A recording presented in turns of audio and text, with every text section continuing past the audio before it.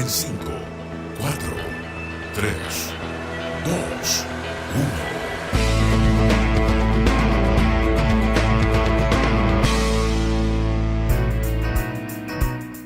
Hola, buenos días. En este inicio de semana, este día lunes, estamos otra vez acá en TX Plus, en su programa El Matinal de la Energía, Hágase la Luz, y estamos junto con José para partir esta semana con harta fuerza. ¿Cómo estás, José? Hola Danilo, bien, ¿y tú? Buenos días a quienes nos escuchan semana a semana, ya sea en vivo o después en podcast en las distintas plataformas en las que estamos. ¿Qué tal? Y partamos rápido. Hoy día tenemos una grandiosa invitada. La vamos a presentar al final de esta editorial y, como siempre, partimos con un breve comentario de las noticias que han ocurrido durante la semana anterior, en este caso aquellas que hayan salido en nuestro referente comunicacional, que es la revista Electricidad. Así que, José, cuéntanos a todos nosotros qué es lo que ha pasado durante la última semana y que nosotros tenemos que estar pendientes durante el desarrollo de los próximos días. Sí, claro, sin lugar a dudas, ya en la última semana y las semanas anteriores, la noticia más leída ha sido todo lo que tiene que ver con el decreto de racionamiento eléctrico que finalmente logró salir la semana pasada, tras algunos días en que la autoridad tuvo algunas dudas de si convenía dictar este decreto.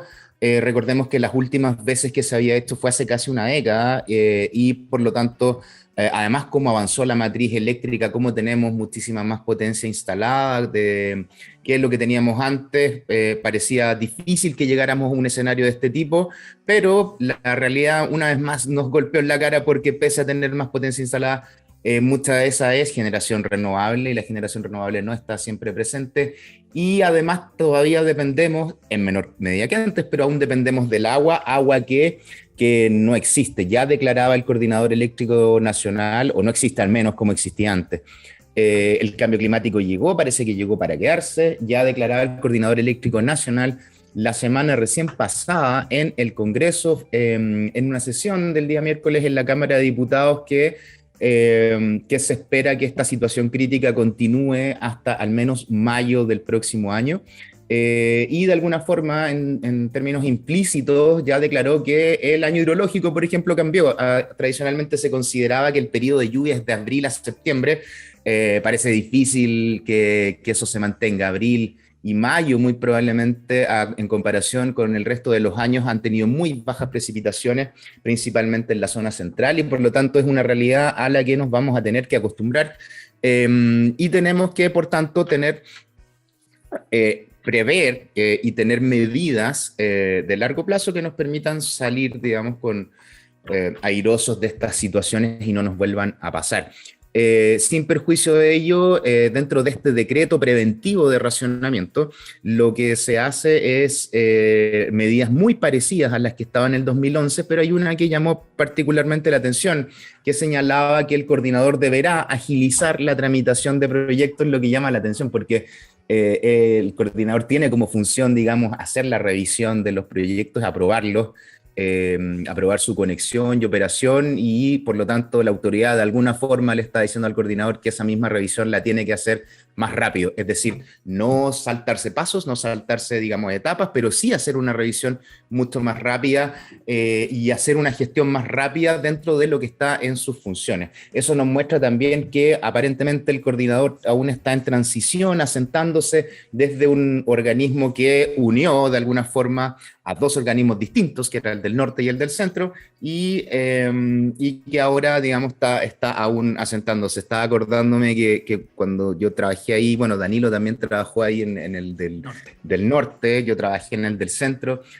Una de las direcciones más importantes, que era habían dos programas de operación y de mercado, o peajes, y en la que yo estaba éramos 8 personas. El otro día preguntando, creo que van del orden de 40 personas en una gerencia donde efectivamente probablemente se necesita esa cantidad de gente, pero también hace que sea una organización mucho más compleja de administrar y de guiar. Entonces, bueno, eso lo complejiza un poquito. Y lo último quizás, Danilo, y en atención a nuestra gran invitada que tenemos, que es Francesca Milani, que viene después de la canción, que es la presidenta de la Asociación de Clientes Eléctricos No Regulados de Energía. Ya les vamos a explicar qué es eso. Justamente ahora los costos marginales, que es el costo al que se transa la energía en el mercado mayorista, llegó a $300 por megawatt hora, que es altísimo, es casi el triple de lo que pagan los usuarios regulados por ese mismo monto, digamos, equivalente de energía.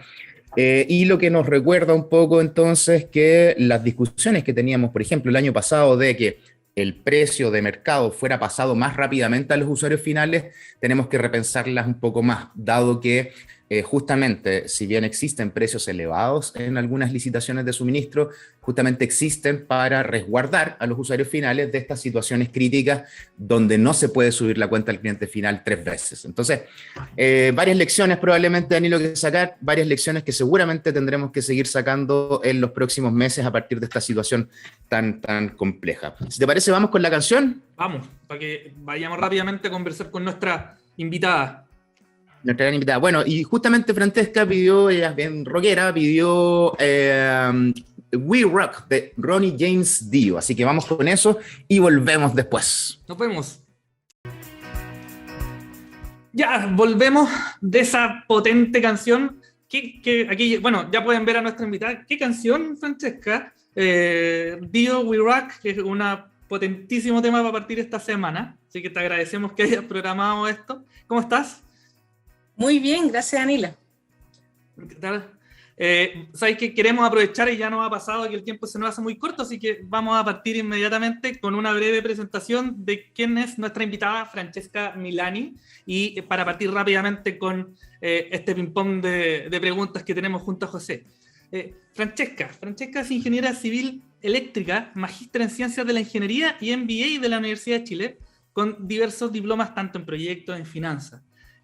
Trabajaste en 2 de las empresas de energía más importantes de este país, AES Gener, AES Andes hoy, y también en el Green Power, donde después de trabajar en generación, pasas a la minería, donde también has trabajado en 2 empresas súper importantes que son Antofagasta Minerals, donde fue subgerenta de energía, y hoy en Anglo American como Regional Supply Specialist en Energy and Utilities, donde básicamente, ahí nos puedes contar con más detalle, eres la responsable de la gestión de electricidad y aguas a nivel regional, teniendo todas las operaciones de Anglo American Sur, Los Bronces, Chagres y El Soldado. Además de una en Perú, que es Yabeco. Y también desde el año 2020 es la presidenta del directorio de la Asociación de Clientes Eléctricos No Regulados de Chile, ACENOR, asociación gremial que agrupa a los mayores consumidores de energía del país. Nuevamente, Francesca, un gusto tenerte aquí con nosotros para conversar y muchas gracias por haber compartido tu tiempo con nosotros y con los que nos están escuchando en este momento. Muchas gracias, Danilo y José. Oye, y partamos con la conversación. ¿Cómo estás, Francesca? ¿Qué tal? Muy bien, gracias, José. Qué bueno. Oye, esto parecía un poco cuando entrevistamos al ministro Llobet, que justamente era de minería y energía, y él decía que había muchas cosas ahí en común. De hecho, una de las cosas que dijo, no sé si te acordáis, Danilo, es que él fusionaría las 2 carteras, porque son las que tienen más, digamos, más sinergias juntas, y eso facilitaría la coordinación también y el desarrollo del país. Son probablemente 2 de las áreas con mayores posibilidades de desarrollo en el futuro. Tú eres, y mezclas estas 2 cosas, tú eres ingeniera civil eléctrica, pero también trabajas en minería hace años, pero además, ahora último, eres representante de los clientes eléctricos, y ya vamos a ahondar un poquito en eso. Pero partiste primero en generación de energía, que tampoco es cualquier rubro, no es transmisión, no es distribución, sino que es uno que además se relaciona mucho con la minería. Y además en 2 de las empresas más grandes del país. ¿Cómo es pasar desde el mundo de la energía al mundo minero? Sobre todo si tenemos estudiantes, por ejemplo, que están pensando desde sus últimos años de carrera, ¿hacia dónde me voy? ¿Me voy a minería? ¿Me voy a energía? Y ahí, ¿cuáles serían las principales diferencias y similitudes entre estos 2 rubros? Mira, la verdad es que el paso de energía a minería, yo diría que ambas industrias se parecen bastante. O sea, no fue así un cambio rotundo, no. Pero dado que estas dos industrias son de las principales del país, finalmente tenemos que en el sector energético Claro, obviamente la energía es el core del negocio. En el minero, la energía es solamente un insumo, pero en términos más o menos de magnitudes de negocio, la verdad es que son industrias parecidas. O sea, tenemos, por ejemplo, el sector minero hoy en día necesita del sector eléctrico para poder producir un cobre verde. Entonces son industrias que se complementan entre sí. Y ahora, hablando un poco de las diferencias, yo diría que quizás en cuanto a número de personas, obviamente tú para hacer funcionar una mina necesitas muchísimo más personas que en una central de generación, donde puedes tener algunos operadores y la teleoperas. En minería es un poco distinto. Ahora si bien ya se está teleoperando, por ejemplo, Anglo hace poquito inauguró el IROC, desde donde teleoperan los bronces, igual necesitas una cantidad de personal que está en la faena. Entonces yo diría que en ese sentido también son un poquito distintas, pero en general son bastante parecidas. Y yo particularmente trabajo en el corporativo, entonces a nivel corporativo yo diría que son súper parecidas. Probablemente vas a encontrar más diferencias si te vas directamente a la faena, donde efectivamente ahí, claro, es otro mundo. Tú dices, por ejemplo, un ingeniero eléctrico o sea, tú dices, te tocó estar en corporativo en ambas partes, digamos. Entonces, si un ingeniero eléctrico va a hacer, no sé, mantenimiento en minería, va a ser muy distinto el rubro, pero al menos en tu caso no lo ha sido. Entonces, oye, espérate, dijiste por ahí algo yo te hablo de mi experiencia. Dale. Sí, de mi acuerdo. experiencia son súper parecidos, pero por ejemplo, si le preguntas a una persona que trabaja en turno en un 4x3, un 7x7, claro, que son comunes en minería, ahí es otra cosa. O sea, piensa, son 7 días que tú estás en la mina, estás lejos de tu familia, entonces son como el costo-beneficio finalmente que tienes que evaluar. Oye, dijiste, pero antes que pase para la otra, dijiste por ahí cobre verde. Yo o sea, me puedo imaginar qué es, pero a ver, para nuestros audioscuchas, no es que le cayó algo y se oxidó, pero ¿cuál es el cobre verde? No, el cobre verde finalmente es un cobre que tú puedes certificar de alguna manera, que fue producido a través particularmente con energías renovables. Y un término que ya se está acuñando. Claro, existen hoy en día algunas certificaciones y la industria hacia allá va. O sea, puede ser que en años más tenga un costo distinto un cobre producido a partir de energías renovables con uno que se produjo a partir de fuentes convencionales. Ya, y lo último de eso, ¿hace alguna diferencia en las compras hoy eso o eso más adelante? Sí, no sé, pues viene chino, viene algún comprador o quizás Noruega, no tengo idea. Dicen, oye, pero necesito cobre verde, que usted me certifique que fue producido con energía renovable, o aún eso no está pasando, sino que es algo más hacia futuro. Está partiendo. Ya. No un mercado que esté hoy en día desarrollado, porque la verdad es que son poquitas las minas que tienen cobre verde, pero hacia allá va. Claro, y también hay que pensar, creo, ¿quiénes son los países que compiten con nosotros en la producción de minería, en este caso cobre, que tienen la posibilidad de acceder a una matriz energética como la nuestra? Que Perú, ¿no? Hoy día tiene... Sí, Perú, pero Perú, bueno, en el desarrollo de energía renovable, ellos quieren avanzar mucho, pero tienen algunas trabas todavía hoy día, un poco comerciales y regulatorias, que le han impedido, yo creo que ir a un ritmo nuestro. Nosotros tenemos un ritmo bastante... potente, bueno, somos como paradigmáticos mundialmente.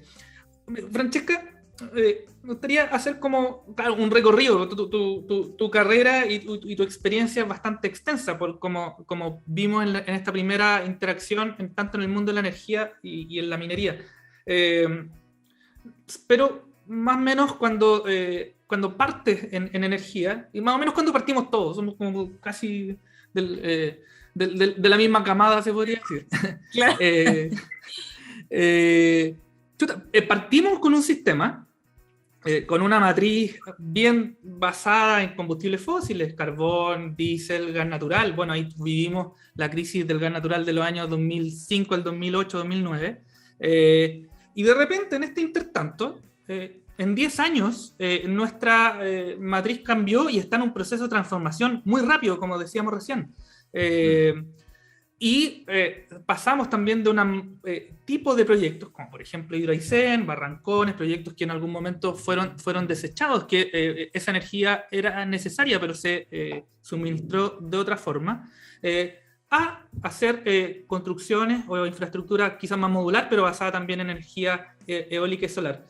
¿Cómo te tocó dentro del mundo de la generación, sobre todo en una empresa como Enel Green Power, que estaba muy orientada, ese es su core prácticamente? ¿Cómo te tocó vivir esta transformación energética y si en algún momento tú ya te diste cuenta, o en qué momento, porque todos pasamos por ahí, clic, el sistema ya no va como nosotros como lo conocimos, ya no va como lo aprendimos en la universidad, hace harto rato, ya aprendimos SIC y SIN y ya no existen, entonces es como esas dos. ¿Cómo viviste esa transformación y en qué momento tú te das cuenta que el rumbo de Chile cambia? Yo diría que personalmente me tocó un poco esa decisión cuando me cambié de empresa, me cambié de pega. Trabajaba antes en AES Gener y me cambié en el Green Power. Entonces, ese cambio yo ya tuve que sopesar, o sea, sigo en AES, que tiene una matriz predominantemente térmica, o sea, harto carbón, también hidro en ese tiempo, estaba el desarrollo de Alto Maipo. Entonces fue ahí que tomé una decisión de cambiarme a una industria, a una empresa que es eminentemente renovable como Enel Green Power. En ese tiempo recordemos que Enel Green Power y Enel Generación estaban separados. Entonces primeramente fue ese un momento en que tuve que un poco decidir hacia dónde quería seguir mi carrera. Y ya estando dentro de GP, de Enel Green Power, éramos un equipo más bien chico, yo diría, no éramos tantas personas que trabajábamos ahí, pero sí estábamos siempre como trabajábamos muy unidos como equipo en el desarrollo de renovables. Entonces había como, yo diría como un misticismo quizás en torno al desarrollo de este tipo de energía, y todos creíamos que es una energía que estábamos mejorando el país, contribuyendo a tener un planeta más limpio, y yo creo que también por ahí fue que todos como que al trabajar ahí como que nos empapamos un poco de esa cultura. Entonces, te podría decir que básicamente fue en esa época y coincidió más o menos con la ley de licitaciones. Entonces ahí como que hubo un boom renovable y fue como todo junto en la misma época, yo te diría entre 2003 y 2014, partió por ahí. Entonces me tocó el boom como desde un punto de vista personal, cambié de empresa a una renovable, y segundo por todo el desarrollo que hubo en la industria en esa época. Sí, de hecho, ese yo creo que fue el año el de la licitación de 2015, donde efectivamente ahí aparecen en gloria y majestad lo incipiente que había sido la energía renovable, como proyectos, como noticias, etcétera, pero ya se concretó, aparecieron, tomaron obligaciones, tomaron derechos y deberes, y de a poco fueron apareciendo como infraestructura en el sistema. Ese fue un hito importante destacarlo dentro de estos últimos 10 años. Se cumplió la eterna promesa, no como Mati Fernández, no sé, efectivamente aquí sí explotó la energía renovable, sí funcionó. Tal cual. Oye, y pasemos ahora a minería. Esto también, al igual que en energía, estás trabajando hoy y también trabajaste en otra de las mineras más grandes que operan actualmente en el país.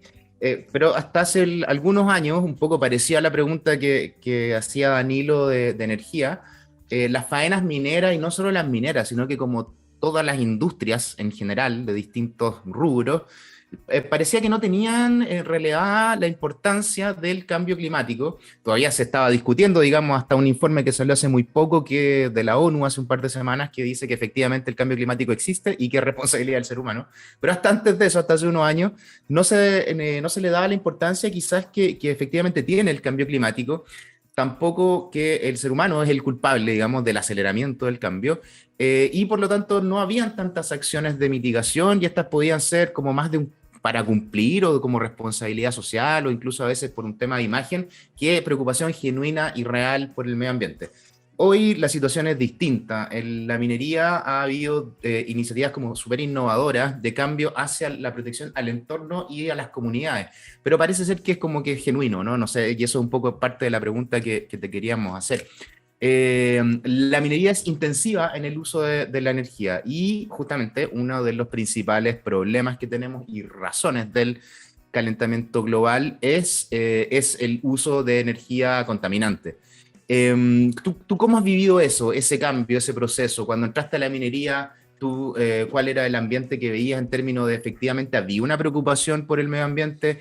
¿Qué nos puedes contar ahora de dónde estás, que es Anglo American, también una de las más grandes de Chile y del mundo? ¿Cuál es la visión de sostenibilidad que se tiene en la empresa, tanto a nivel nacional e internacional? ¿Y qué cosas que quizás no se conocen tanto se están haciendo hoy desde esa empresa? Mira, yo partí en el 2017 en minería y en esos años el tema de sustentabilidad y sostenibilidad eran, yo te diría, un tema, pero estaba más bien partiendo. O sea, no, por ejemplo, el tema del suministro renovable en el que actualmente yo he trabajado, en esos años no era tema. Pero Perdón, cuando dices no era tema, ¿te refieres a que era el más barato nomás, precio y sería todo?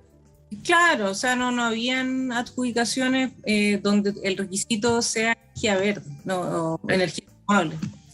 Entonces, ya en el año 2018, más bien dicho, fines de 2017, 2018, en Antofagasta Minerals, donde trabajé, ahí partimos con una licitación de suministro para Saldívar, la compañía minera, que es una de las del grupo AMSA, y pusimos como meta tener suministro 100% renovable.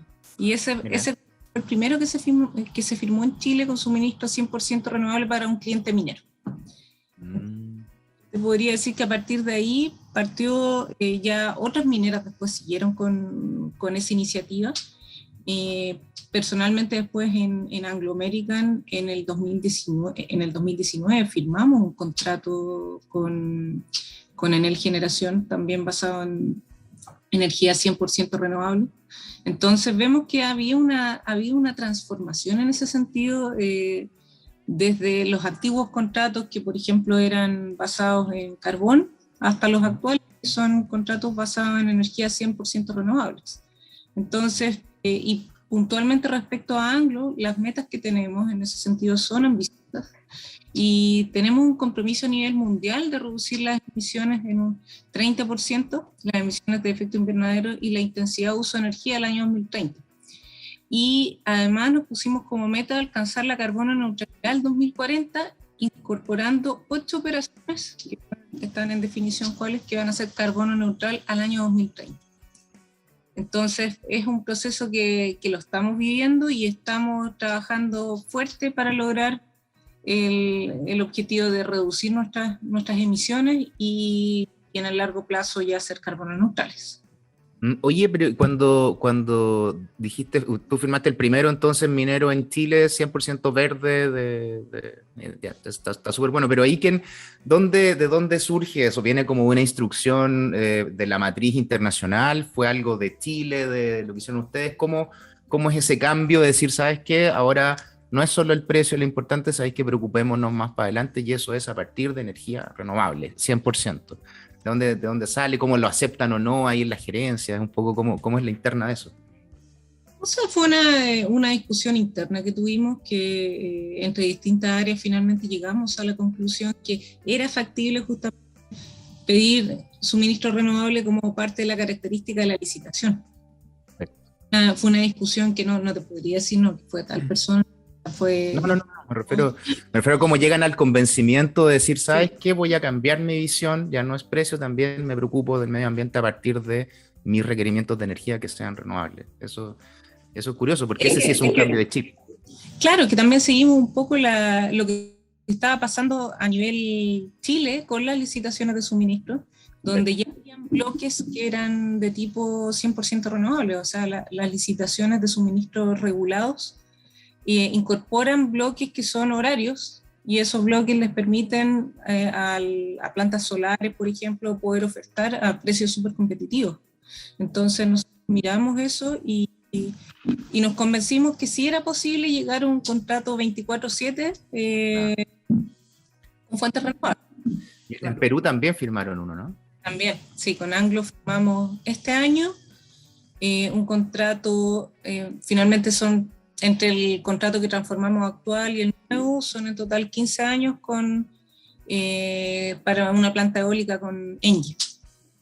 Y fue el primer contrato también que firma una empresa minera en Perú. O sea, hiciste el primero en Chile y en Perú. Mira, Sí. renovable. Muy bien.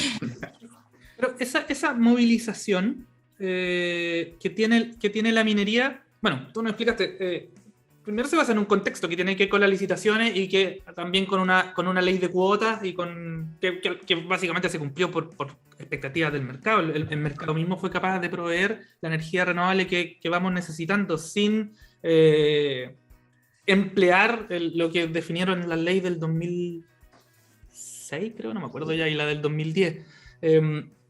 Y eso de alguna manera condiciona, o te acelera mejor más que condicionar, esta decisión, tal como tú nos cuentas, de que una empresa minera grande, tome la definición de desde ahora consumir energía que provenga de fuentes renovables como el sol, el viento u otras que pueden ser. Pero yo creo que también, y te lo planteo como pregunta, ¿qué hay de otros impactos que tienen que ver con el concepto de ser como el buen vecino? ¿Ya? De que es una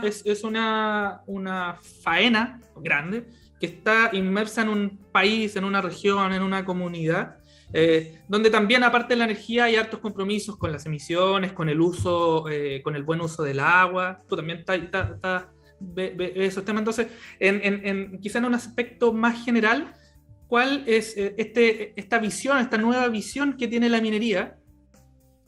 No solamente a través del insumo, sino como proceso, de hacer una contribución importante a un país que tiene ciertas metas y ciertos propósitos y desafíos de bajar sus emisiones y cumplir con un estándar de vida mínimo para los que acá estamos viviendo. O sea, cómo la minería, en este caso, tiene ese compromiso global para detener el aceleramiento del cambio climático, que ya bien lo dijo José, es irreversible y por culpa nuestra.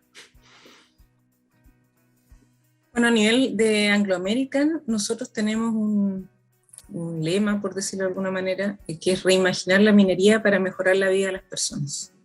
Entonces, ese es justamente nuestro principal motor para llevar adelante estos cambios. Nosotros pasamos a ser un mejor vecino, preocupados por el entorno. Nuestra preocupación no es solamente un tema como de cumplimiento de metas, o sea, hay una preocupación real por parte de la empresa y que es parte de la visión que tiene Anglo. Y en ese sentido, para otras compañías mineras, te podría decir que también van en esa línea. O sea, si queremos hacer una minería que sea sustentable en el tiempo, necesariamente tenemos que preocuparnos por todos los aspectos que involucran a la minería, ya sean nuestros stakeholders, las comunidades que nos insertamos. Tenemos que desarrollar este diálogo y finalmente ser un buen vecino, que mejore justamente la calidad de vida de las personas que nos rodean. Es súper... bueno, nosotros lo estamos viendo, aquellos que estamos quizás más relacionados con el mundo de la minería y la energía, no solamente tal como tú lo cuentas, en la faena y en el desarrollo de la extracción de minerales, sino también en la construcción de infraestructura eléctrica, que es complejo, ¿no? Es súper complejo. Pero obviamente con una posición que ha tomado el Estado de subir estándares de evaluación de impacto ambiental, de calificación, etcétera. Pero también yo creo que hay un compromiso fidedigno de las compañías tanto minera eléctrica y también de otros sectores económicos, de tomarse esto en serio, ¿ya? Y lo que tú nos cuentas da fe de ese compromiso y de esa nueva forma de entender esta relación entre el sector productivo, dónde estás y, claro, el medio ambiente que te rodea. Súper. Oye, ya, pero también cumples un rol, no solo en energía, no solo en minería, sino que también eras la presidenta de la Asociación de Clientes No Regulados de Energía Eléctrica, los clientes libres, comúnmente conocidos como clientes libres. Explicamos muy rápidamente qué son. No sé si quieres explicarlo tú, Francesca, antes de ir a la pregunta. Bueno, los clientes libres básicamente son aquellos clientes que tienen una potencia conectada sobre 500 kilos. Entre 500 kilos y 5 megas tienen la opción de elegir, y sobre 5 ya tienen que ser obligatoriamente, sobre 5 megas, en megawatt, tienen que ser obligatoriamente cliente libre. El cliente libre es aquel básicamente que negocia directamente sus contratos con una empresa generadora o un comercializador, por ejemplo. Ya, que no tiene que ir a pagarle como nosotros la cuenta a la distribuidora que le tocó, ¿no? Ya, exactamente. Y así como para tener un orden de magnitud, ¿no? Aquí los tres ingenieros, a ver, como cuántas casas más o menos sería un cliente libre para tener un orden de magnitud. 500 kilos, un edificio.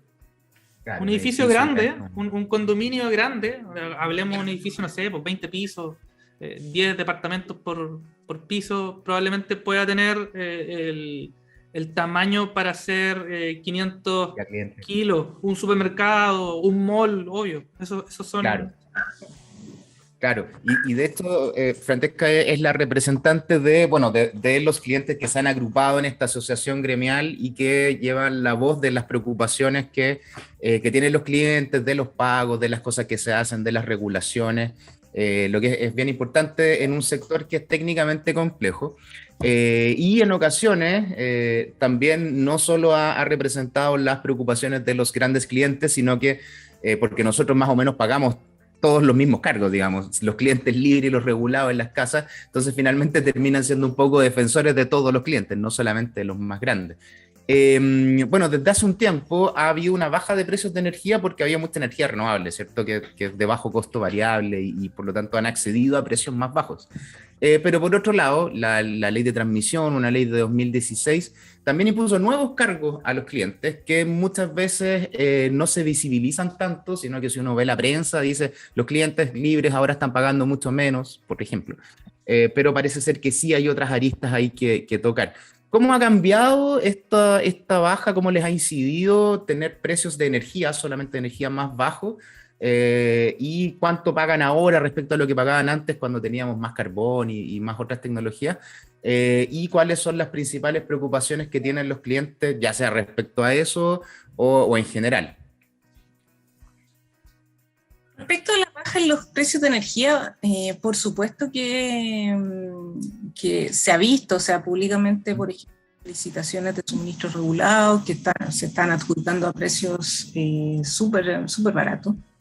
Hay una baja sostenida en el precio de energía, pero el precio de energía no es lo único que paga un cliente. El cliente paga precio de energía, paga potencia y paga una bolsa de costos que son los costos sistémicos.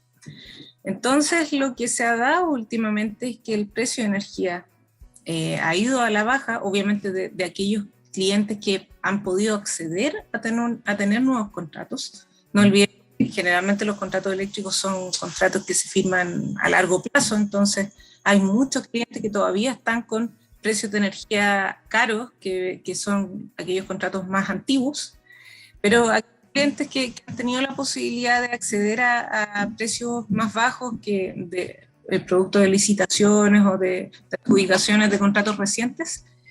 Hemos visto, además de ese precio de energía, también lo que es un alza en los costos sistémicos y un alza considerable. Quienes nos están escuchando, ¿a qué te refieres con costos sistémicos? Los costos sistémicos son todos aquellos costos anexos al precio de energía y potencia que permiten al sistema operar. Por ejemplo, la transmisión es parte de un costo sistémico y la transmisión es un cargo que pagan los clientes para pagar la infraestructura de transmisión, o sea, a través de pagamos las líneas por las cuales nos llegan la energía a nuestras casas y a las industrias, por supuesto. Otro componente importante son los servicios complementarios que han estado tan en boga actualmente. Los servicios complementarios también han sufrido un alza considerable, 150% aprox, fue la cuenta que sacamos en Acenor, desde 2020 a la fecha. Y nos preguntamos un poco por qué están pasando estas alzas tan importantes. Y básicamente ahí podemos señalar que la ley de transmisión de 2016 cambió como el paradigma a través del cual el cliente se relacionaba con el sector eléctrico. Antes de esa ley, el cliente era básicamente un pagador. Nosotros pagábamos lo que indicaban nuestros contratos, pero el que se llevaba todos los costos era el cliente. El generador. El suministrador. Claro. El suministrador, exactamente. O sea, tú pagabas el producto y te olvidabas, digamos. Claro, y te olvidabas, tenías como un precio más o menos fijo y listo. Y pagabas energía, potencia y el resto eran pagos mínimos. Pero a contar de 2016 se dio vuelta a esto y el cliente tuvo que empezar a pagar directamente o a través de cargos que se pagan lo pagan los generadores a prorrata de los retiros. Empezó a pagar una serie de cargos que son transmisión, servicios complementarios, entre otros. Entonces, hemos visto que entre 2016 y a la fecha, a 2021, se da una súper importante de estos costos sistémicos, que son, como dije, todos estos costos que permiten al sistema operar. Por ejemplo, para especificar, los servicios complementarios son todos aquellos servicios que permiten la operación segura del sistema. Por ejemplo, si una eólica está corriendo viento y genera y después deja de generar, alguien tiene que tomar esa carga. Entonces, todas esas variaciones las absorben los servicios complementarios, variaciones de frecuencia, de voltaje, están todas metidas en esta bolsa la pagan los generadores a prorrata a los clientes, a prorrata de su retiro. De que son los clientes, y eso lo traspasan. Claro, exactamente. Entonces, esa bolsa la hemos visto crecer un poco descontroladamente en el último tiempo. Y es por eso que esta es como nuestra principal preocupación hoy en día, poder contener de alguna manera estos costos de manera que sean determinados en forma eficiente.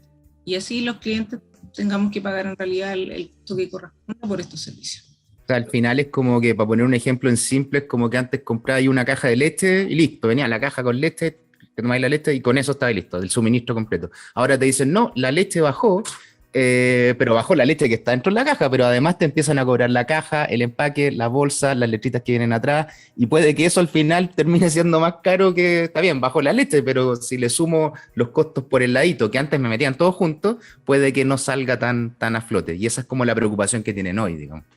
Claro, pero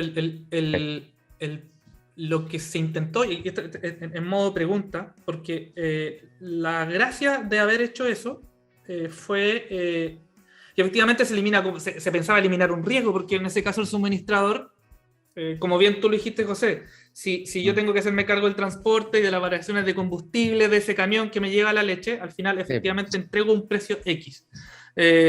Pero ahí yo tengo un cierto riesgo, una especulación para tratar de achuntarle a cuánto podría ser eso si efectivamente es variable o muy variable. Entonces, cuando eso se separa, era con un objeto, eliminar ese riesgo. Entonces, no sé si ustedes también han visto, como Acenor, quizás, ¿dónde falló esa premisa? ¿O es más difícil todavía? No, es que como idea era buena. No. Claro, en el sentido de que el generador, cuando por ejemplo te daba un precio de un contrato, incluía lo que es transmisión, incluía todo. Claro. Entonces, con la ley de transmisión, como el espíritu era sacar ese cargo, que incluye como un fee, del generador, que es este riesgo que está asumiendo por las redes de transmisión. Pero ahí quizás lo que falló fue que no se vio que el cliente en realidad no cumplía en esa época este rol de contraparte, que sí lo hacían y muy activamente antes los generadores. O sea, Claro. cada vez que había un plan de transmisión, habían un montón de discrepancias en contra de TNE, tratando de bajar horas de transmisión. Pero una vez que ese rol de quién paga la transmisión cambió a los clientes, eso se perdió porque el generador ya no tiene ningún incentivo. Al revés, hoy en día, dado que no hay ninguna señal de localización y el generador finalmente puede poner las plantas en cualquier lugar de Chile y quien va a pagar la transmisión va a ser el cliente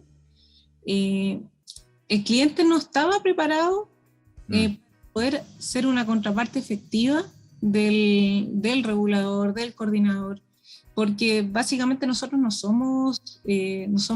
tenemos la estructura de empresas eléctricas. No. O sea, podría decir que solamente quizás las mineras tienen un par de personas o un equipo, pero son equipos chicos a cargo de ver todo lo que es la operación del sistema eléctrico y todo el tema comercial, todo el tema de pagos del sector. Pero los clientes más pequeños no tienen esa estructura. Entonces no tienen cómo ejercer este rol de contraparte que tenemos que cumplir de manera de velar que los costos sean aquellos eficientes.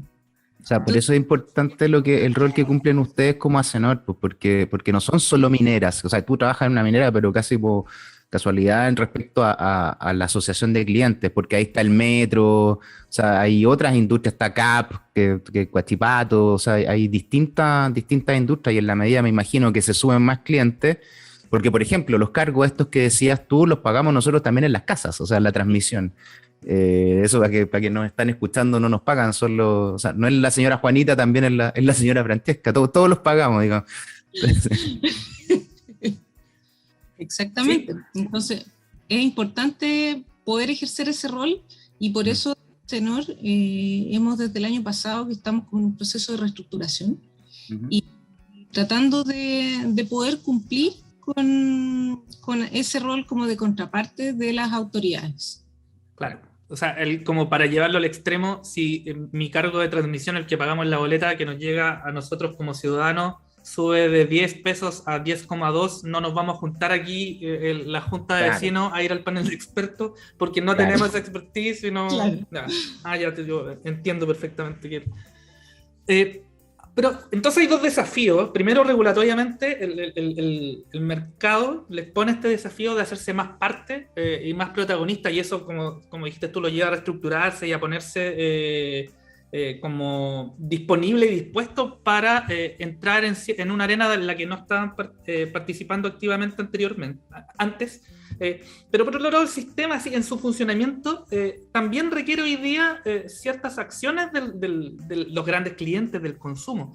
Esa forma de entender al consumidor como al consumidor grande y chico, como un ente estático y que solamente esperaba que la energía llegara, está como ya no es tan cierto, donde uno sí es responsivo y puede tomar acciones, por ejemplo, a precios, a características de la operación, prestando servicios incluso, estando disponible, por ejemplo, para cortar energía en caso de que haya una falla, o incluso si es que pensamos en un futuro cercano de que haya las señales económicas a través de servicios complementarios u otra herramienta para que uno diga, chuta, si estoy consumiendo este nivel y puedo bajar un 10%, el precio va a bajar tanto, yo estoy disponible bajo ciertas circunstancias del sistema a hacerlo.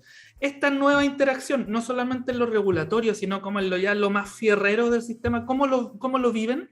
¿Cómo enfrentan este nuevo... esta nueva forma de entender un consumo dinámico, que incluso ustedes pueden tener, no sé si ya lo tienen, también una pregunta, generación interna, renovable, para autoabastecer ciertos procesos?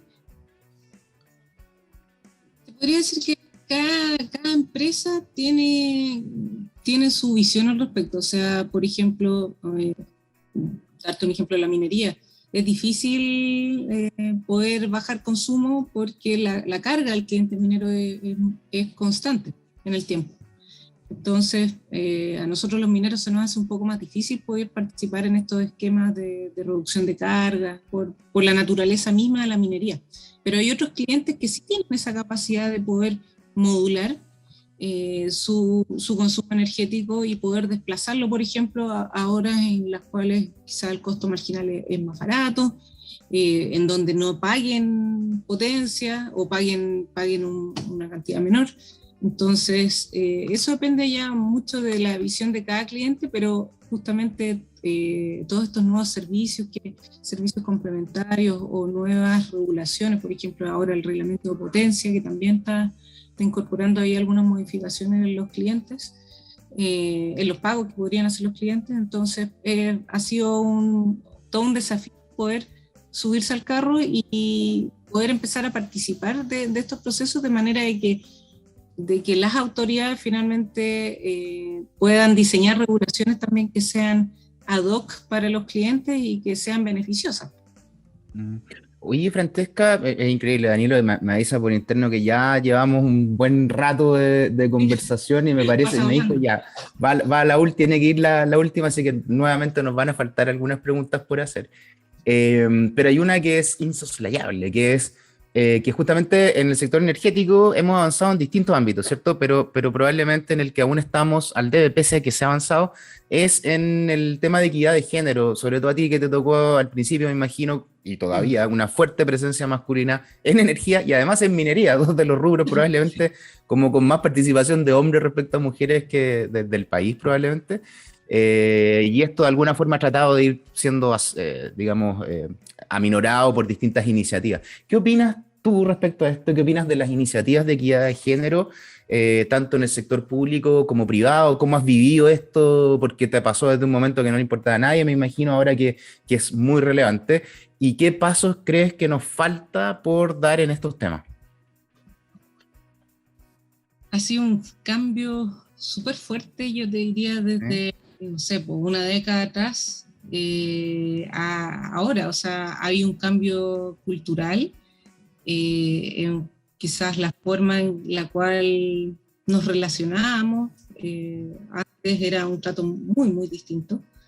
Pero el tema va mejorando afortunadamente, pero definitivamente nos falta, hay muy poquita participación tanto en energía como en minería, y me parece que las iniciativas que se están dando, las gubernamentales, por ejemplo el programa Energía más Mujer o también otras iniciativas, van en la línea correcta de poder promover la incorporación de mujeres, y finalmente lo que creo que es importante acá es que podamos tener todas, que haya igualdad de oportunidades, de manera de poder permitirle a las mujeres tomar cargos de liderazgo, que también ese es otro tema que importa. O sea, no solamente aumentar la participación, sino también es importante aumentar la participación en niveles directivos y también en los directorios. Yo creo que por ahí también parte un poco el tema de promover la participación de las mujeres. O sea, cosa de ver los directorios de muchas empresas que hay muy, muy poquitas mujeres.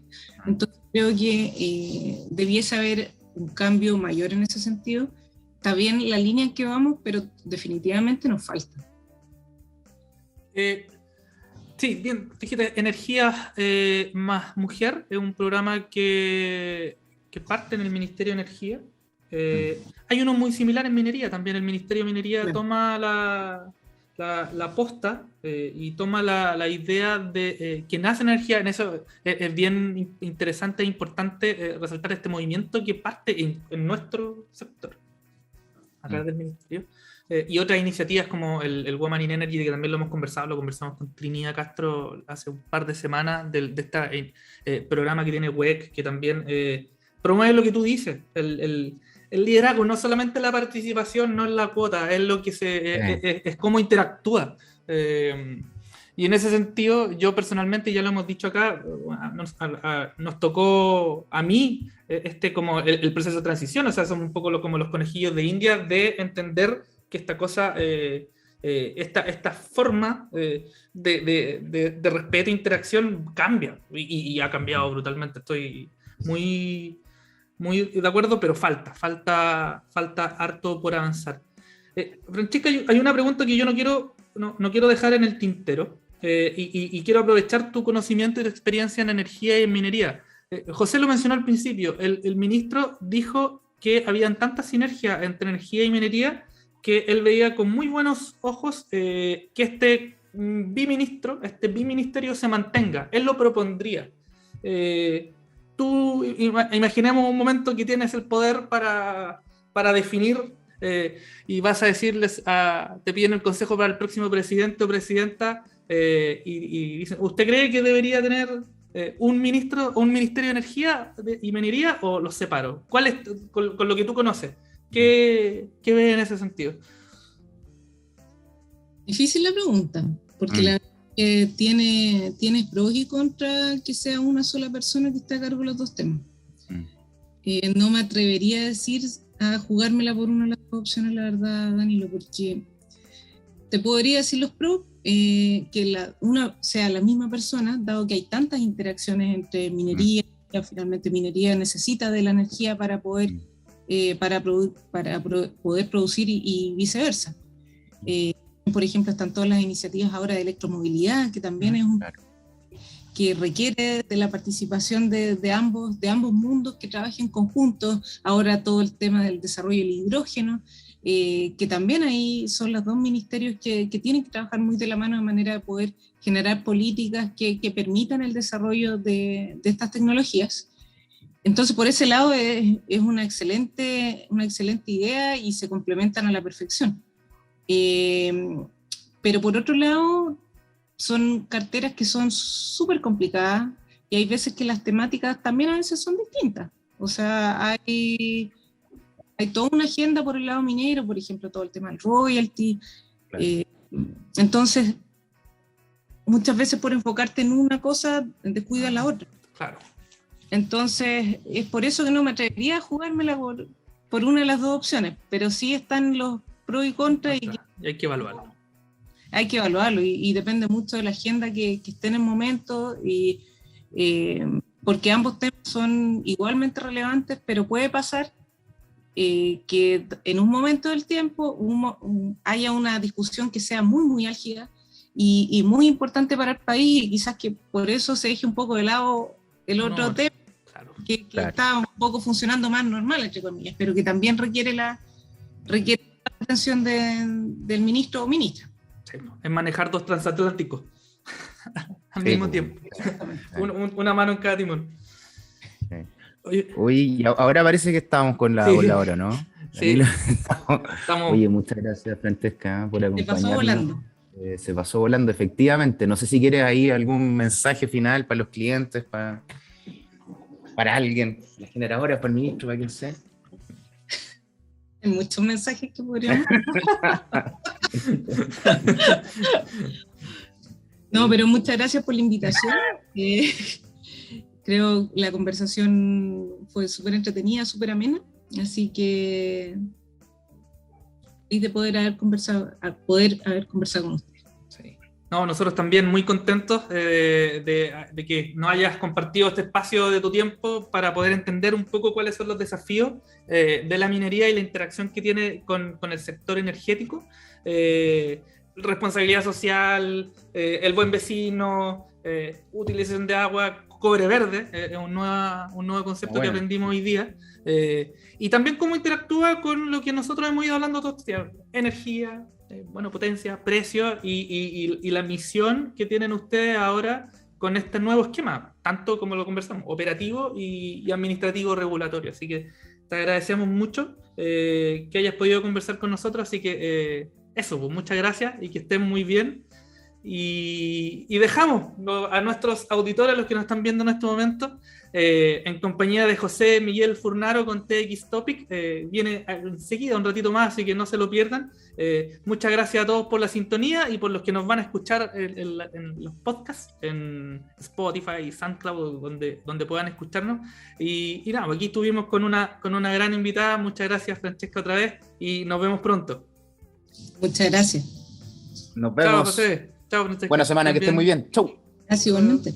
Chao.